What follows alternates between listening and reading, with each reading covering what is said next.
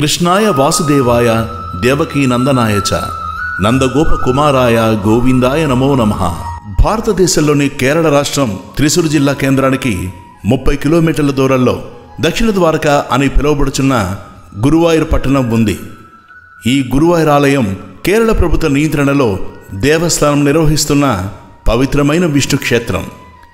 ఈ క్షేత్రంలో మహావిష్ణువు గురువాయూరప్పన్ అనే పేరుతో 4 చేతుల్లో శంఖం, పాంచజన్యం, సుదర్శన చక్రం, కౌమోదకం, పద్మాలను ధరించి కంఠంలో తులసిమాలను ముగ్ధ మనోహరంగా ఆలయంలో బాలగోపాలని రూపంలో దర్శనమిస్తాడు. గురువాయూరు ఆలయంలోని స్వామిని కన్నన్, ఉన్నికృష్ణన్, బాలకృష్ణుడు మరియు గురువాయూరప్పన్ అనే పేర్లతో కొలుస్తారు. ఈ గురువాయూరు వివిధ పట్టణాలతో రైలు మార్గాలతో అనుసంధానం కలిగి ఉంది. విమాన ప్రయాణం చేయవారు కొచ్చిని ప్రయాణించి అక్కడ నుంచి 30 కిలోమీటర్లు రైలు లేదా రోడ్డు మార్గం ద్వారా ప్రయాణించి గురువాయూరు చేరవచ్చు. ఉదయం 10 గంటలకు ఇంకా రాత్రి 7:30 గంటలకు యాత్రికులకు ఆలయం వెలుపల అన్నలక్ష్మి భోజనశాల వద్ద ఉచిత అన్నప్రసాద వితరణ చేస్తారు. బస నిమిత్తం గురువాయూరు ఆలయం వారి కౌస్తుభం విశ్రాంతి గృహంలో ఏసీ మరియు నాన్ ఏసీ గదులతో పాటు డార్మెటరీ సదుపాయం ఉంది. ఇది కాక పెద్ద పెద్ద హోటల్స్ కూడా ఉన్నాయి.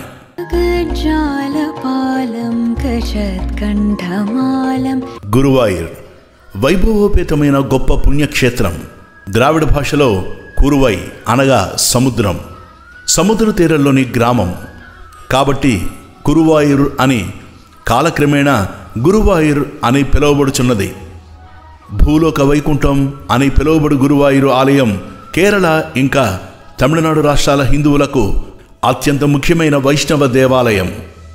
ఈ ఆలయంలో విష్ణువు అవతారం కృష్ణుడు గురువాయూరప్ప రూపంలో ప్రధాన దైవంగా పూజించబడుచున్నాడు. కృష్ణుడు పుట్టిన సమయంలో దేవకి వసుదేవులకు దర్శనమిచ్చిన రూపంలో 4 చేతులందు శంఖం, చక్రం, గద మరియు పద్మములతో మహావిష్ణువు యొక్క గంభీరమైన రూపం ఆలయంలో కనబడుతుంది.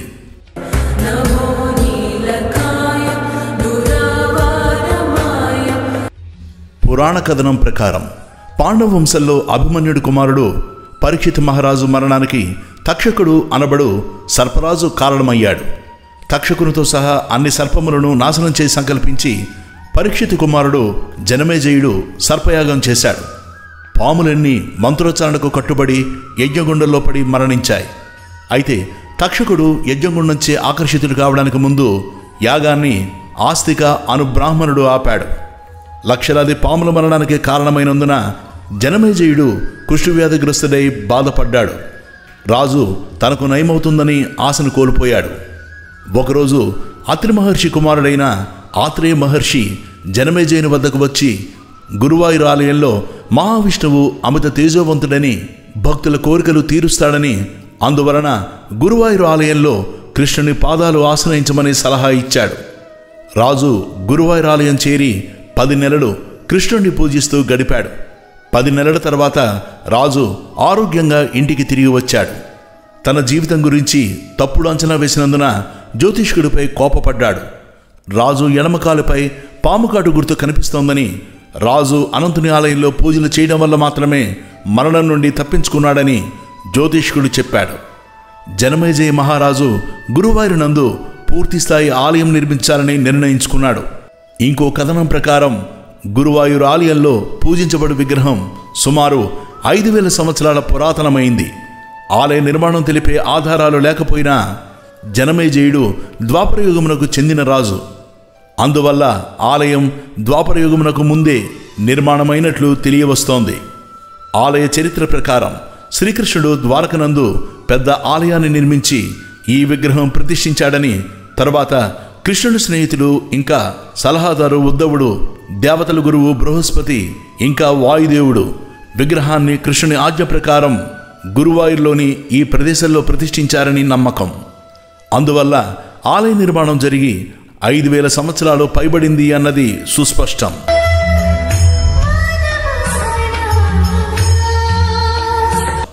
ఒక పర్యాయం ఆదిశంకరాచార్యులు శృంగేరికి గురువాయూరు ద్వారా ప్రయాణిస్తూ స్వామి ఊరేగింపు చూసి చిరునవ్వు నవ్వి స్వామికి నమస్కరించకుండా ఆలయం దాటుకుని వెళ్ళినప్పుడు ఊరేగింపునకు అంతరాయం కలిగింది. వారు ఊరేగింపులో ఏనుగు ముందు స్పృహ తప్పి పడిపోయారు. స్పృహ వచ్చిన తర్వాత దివ్య దృష్టితో స్వామిని చూసి కారణం గ్రహించి స్వామికి సాష్టాంగ ప్రణామం చేసి గోవిందుని స్తుతిస్తూ గోవిందాష్టకం పేరుతో 8 శ్లోకాలు పఠించి స్వామి అనుగ్రహం పొందారు. ఆనందాకారం శృతి సరససారం సమరసం నిరాధారాధారం భవజలధిపారం పరగుణం. ఆలయ పూజారి నంబూద్రి ఒక పర్యాయం అత్యవసరంగా బయటికి వెడుతూ చిన్నవాడైన ఉన్ని అను తన కుమారుణ్ణి తాత్కాలికంగా స్వామి కైంకర్యాలు చూసుకోమని అప్పగించాడు. నిర్ణీత సమయంలో బాలుడు దైవానికి వండిన అన్నం భోగం సమర్పించి స్వామి భుజిస్తాడని తలచాడు. ఆ పిల్లవాడు స్వామి తింటాడనే నమ్మకంతో పొరుగువారి నుండి ఉప్పు కలిపిన మామిడికాయలు పెరుగు తెచ్చి పెరుగుతో అన్నం కలిపి పెట్టాడు. కానీ స్వామి కదల్లేదు. తన తండ్రి వచ్చి స్వామికి భోగం పెట్టలేదని కోపగించుకుంటాడని ఉన్ని ఏడవడం ప్రారంభించాడు. స్వామి ఉన్ని బాధపడడం భరించలేక ఆ పిల్లవాడు పెట్టిన నైవేద్యాన్ని తిన్నాడు. ఉన్ని సంతోషంతో వెళ్ళిపోగా ఖాళీపళ్ళెం చూసి ప్రసాదం తీసుకోవడానికి వచ్చిన వ్యక్తి ఉన్నిపై కోపం తెచ్చుకున్నాడు. అతనికి ఎందుకు కోపం అన్నది ఉన్ని అర్థం చేసుకోలేకపోయాడు. స్వామి భోగం పెరుగు మామిడి ముక్కలు ఆరగించాడని ఉన్ని చెప్పినా నమ్మకుండా ఆగ్రహించాడు. నంబూదిరి రాగా ప్రసాదం కోసం వచ్చిన వ్యక్తి భోగం ఉన్ని తిని అబద్ధం చెప్తున్నాడని తెలపగా నంబూద్రి ఉన్నిని కొట్టబోయాడు. అది చూసిన కారుణ్యమూర్తి అయిన ఆ శ్రీకృష్ణుడే దిగివచ్చి ఆ నైవేద్యం నేనే భుజించాను, ఉనికి ఏమీ తెలియదు అని చెప్పాడు. ఆ విధంగా తనను నమ్మిన భక్తులను ఎల్లవేళలా కాపాడుతూ ఉంటాడు గురువాయూర్ శ్రీకృష్ణుడు.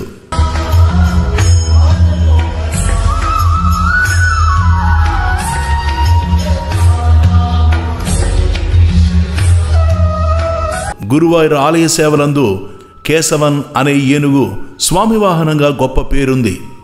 గురువాయూరు శ్రీకృష్ణుని ఆలయంలో కేశవన్ సుమారు 80 సంవత్సరాలుగా స్వామి సేవలందు ఉత్సవమూర్తుల ఊరేగింపులో పాల్గొంటోంది. కేశవన్ ప్రతి ఏకాదశి నాడు ఉపవాసంతో శ్రీకృష్ణుని ఉత్సవమూర్తి ఊరేగింపు ప్రారంభంలో వినమ్రంగా స్వామి ముందు కూర్చొని తన భక్తి తెలియజేస్తుంది. సుమారు 100 సంవత్సరాలకు పూర్వం నీలంబూర్ రాజు శ్రీకృష్ణుని ప్రార్థించగా శత్రురాజుల దండయాత్రలు తగ్గటం వలన స్వామికి కేశవంతో సహా 10 ఏనుగులు బహుకరించినట్లు ప్రధాన గజం పద్మనాభం నియంత్రణలో కేశవన్ను ఉంచి స్వామి ప్రసాదం తినిపించేవారని క్రమంగా ఆ ఏనుగు పిల్ల అల్లరి తగ్గి భక్తి పెరిగిందని తెలుస్తోంది. పద్మనాభన్ మరణించిన పిమ్మట కేశవన్ను స్వామి సేవలకు వినియోగించ ప్రారంభించారు. ఇప్పుడు కూడా అది ప్రతిరోజు ఉదయం స్నానం చేసి ఎవరి సహాయం లేకుండా ఏకాదశి నాడు ఉపవాసంతో స్వామి సేవలో పాల్గొనడం విశేషం. ఎవరూ లేకుండానే గుడికి వచ్చి మౌనంగా మోకాళ్లను వంచి ప్రార్థన చేస్తుంది. ఈ కేశవన్ ఏకాదశి నాడు ఉపవాసంతో స్వామి సేవలో పాల్గొనడం విశేషం. గురువాయూర్ దేవస్థానం అనేక ఏనుగుల్ని పోషిస్తోంది.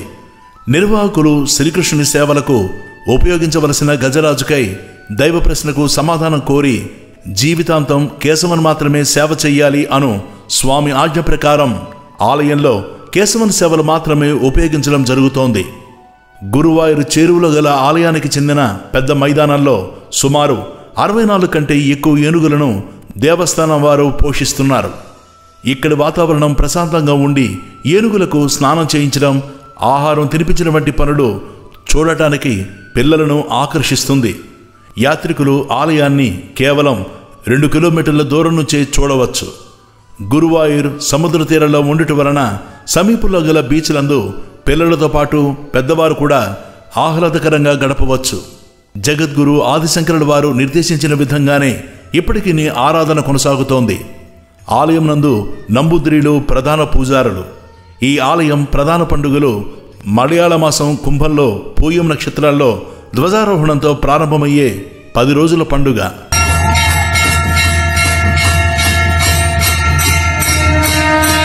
కృష్ణార్పణం అన్న పదానికి అర్థం తెలియకపోయినా కృష్ణార్పణం అని భక్తులు తలచుకుంటే ఆ కృష్ణుడు ఏ విధంగా భక్తులను కరుణిస్తాడో చెప్పే ఓ భక్తురాలి కథ. కృష్ణార్పణం. ఒక ఊళ్ళో పేద అమాయకురాలైన కృష్ణ భక్తురాలైన ఒక స్త్రీ ఉండేది. గోక్షీరాన్ని, పెరుగు, వెన్న, నెయ్యి అమ్ముకుంటూ జీవనాన్ని సాగించేది. ఆమె ఎక్కడ విన్నదో, ఎవరన్నారో గాని కృష్ణార్పణం అన్న మాట వింది. అదేదో మంత్రం అనుకుని ప్రతి విషయానికి కృష్ణార్పణం అనడం మొదలుపెట్టింది.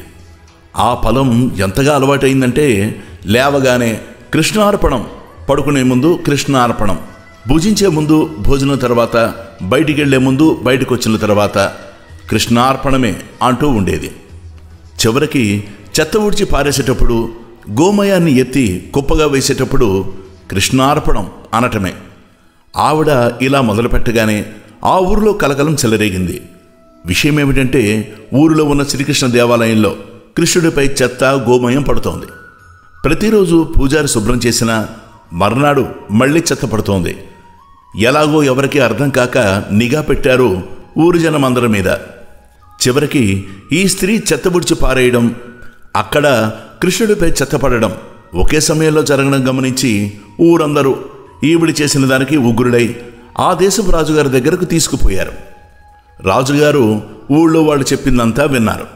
ఆవిడ నాకేమీ తెలియదని ఎంత ఏడుస్తున్నా కారాగార శిక్ష విధించారు. కిన్నురాలై ఏడ్చుకుంటూ కారాగారంలోకి వెడుతూ కృష్ణార్పణమంది. మరుసటి రోజు స్వామి విగ్రహం వెనుకకు తిరిగిపోయింది. నాకీ పూజలు వద్దు అని బెట్టి చేస్తున్న చిన్న బాలుళ్ళ. అయినా పట్టించుకోకుండా యథాతథంగా పూజలు చేశారు. ఆమె కటిక నేలపై పడుకునే ముందు కృష్ణార్పణం అనుకుంది. రెండవ రోజు కృష్ణుడి విగ్రహం నేలపై పడుకునుంది. ఇక మూడవ రోజు మళ్లీ దేవాలయాన్ని తెరుద్దామని ఎంతో ప్రయత్నించినా గర్భగుడి తలుపులు తెరుచుకోలేదు. ఈలోగా కారాగారంలో గట్టిగా ఏదో తగిలి ఆమె కాలు బటను వేలుకు దెబ్బ తగిలి రక్తం ధారాపాతంగా ద్రవించసాగింది. అప్రయత్నంగా కృష్ణార్పణం అనగానే గాయం మాయమైంది. అది చూసిన కారాగారంలోని అధికారి పరుగు పరుగున రాజుగారి వద్దకు వచ్చి రాజుగారికి విషయం చెప్పాడు. అదే సమయంలో ఆ ఊరి జనం కూడా రాజుగారి దగ్గరకు చేరుకున్నారు. మహాప్రభు, శ్రీవారి విగ్రహం బొటనవేలు నుంచి ధారాపాతంగా రక్తం వస్తోంది. ఎన్ని కట్లు కట్టినా ఆగట్లేదు. విషయం అర్థమవ్వట్లేదు అని వాపోయారు జనం. అప్పుడు రాజుగారు కారాగారంలో ఉన్న ఆ స్త్రీని తీసుకురమ్మని భటులకు చెప్పారు. వారు ఆమెను తీసుకొచ్చారు. రాజుగారు ఆ స్త్రీని అడిగారు, అమ్మా, నీకు గాయమైందంటగా, ఎలా నయమైపోయింది అని. ఆమె నాకు తెలియదు అంది. సరే, ఏదో మంత్రం చదివావట కదా అని ప్రశ్నిస్తే ఆమె కృష్ణార్పణం అనే అన్నాను అని బదులిచ్చింది. సభలో వారందరూ హతాశులయ్యారు. రాజుగారు ఆమెను, నీకు కృష్ణార్పణం అంటే ఏమిటో తెలుసా అని అడిగితే, తెలియదు, ఏదో మంత్రం అనుకుంటా, ఎవరో అంటుంటే విని అనడం మొదలుపెట్టాను అంది. అలా అనడం తప్పా అండి? ఆ మాత్రం నేను జపించకూడదా? అయితే తెలియక చేసిన తప్పును క్షమించండి అని ఏడుస్తూ బేలగా అడిగింది. సభికులు పెద్దల కళ్ళు చెమర్చాయి ఆమె అమాయకత్వానికి. ఆమెకు కృష్ణార్పణం అనడంలో అర్థాన్ని వివరించి కాళ్ల మీద పడ్డారు. ఇంతలో ఆమె ఘోరాతి ఘోరంగా రోధించడం మొదలుపెట్టింది. అయ్యో, తెలియక ఎంత అపరాధం చేశాను. స్వామివారి మీద చెత్తపోశాను. నా గాయాన్ని కృష్ణుడికి అంటగట్టాను. నా పాపానికి శిక్షేముంటుంది అనుకుంటూ శ్రీకృష్ణ ఆలయానికి పరుగు పరుగున పోయింది. చిరునవ్వులు నవ్వుతున్న నందకిషోరుని చూడగానే ఆమెకి కర్తవ్యం బోధపడింది. ఆ రోజు నుంచి శుద్ధిగా భోజనం వండి తినే ముందు కృష్ణార్పణం అనడం మొదలుపెట్టింది. శ్రీకృష్ణుడు తృప్తిగా వచ్చి ఆరగించడం మొదలుపెట్టాడు. సకల చరాచర సృష్టికర్త తనంతట తానే కావలసింది తీసుకోగలడు. భోజనమైన తర్వాత కొడుకిచ్చిన ఎంగిరి తిని బండారాన్ని తండ్రి వద్దనకుండా ఆప్యాయంగా ఎలా తీసుకుంటాడో అలాగే భక్తులు పరిపూర్ణమైన భక్తితో సమర్పించిన దాన్ని కూడా అత్యంత ప్రేమపూర్వకంగా స్వీకరిస్తాడు. ఆమె భక్తిభావాన్ని లోకానికి చాటి చెప్పడానికి చెత్తనే తనపై వేసుకున్న భక్తులోరుడి లీలలకు అంతేముంటుంది. సర్వం శ్రీకృష్ణార్పణం.